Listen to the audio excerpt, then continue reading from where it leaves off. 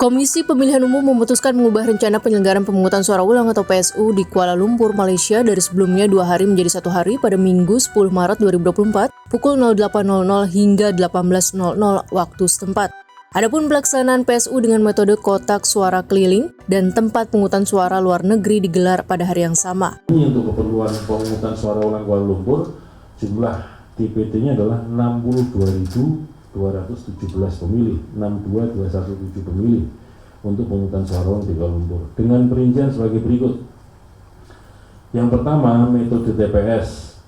Jumlah TPS yang akan dioperasionalkan adalah 22 TPS. Jumlah pemilih yang akan dilayani dengan menggunakan metode TPS adalah 42.372 pemilih, 42.372. Yang kedua, dengan metode kotak suara keliling akan dioperasionalkan 120 KSK atau kotak suara keliling untuk melayani 19.845 pemilih. TPSLN akan dilakukan di World Trade Center atau WTC Kuala Lumpur. Sedangkan untuk metode KSK, petugas PPLN Kuala Lumpur sudah mengidentifikasi lokasi-lokasi tempat komunitas warga Indonesia bermukim di Kuala Lumpur. KPU yakin semuanya bisa terjangkau dalam waktu 1 hari. Lalu berkaitan dengan pengelolaan logistik PSU Kuala Lumpur sudah dilakukan kesekjenan KPU dari 4 Maret hingga 9 Maret 2024. Sebelumnya KPU memutuskan pemungutan suara ulang di Kuala Lumpur, Malaysia lantaran adanya pelanggaran dalam pemutakhiran data pemilih dan praktik jual beli surat suara.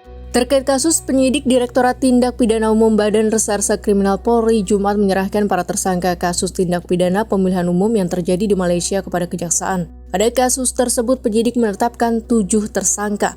Mereka ialah UF selaku Ketua Panitia Pemilihan Luar Negeri atau PPLN Kuala Lumpur, serta PS, APR, AKH, TOCR, dan DS yang merupakan anggota PPLN Kuala Lumpur.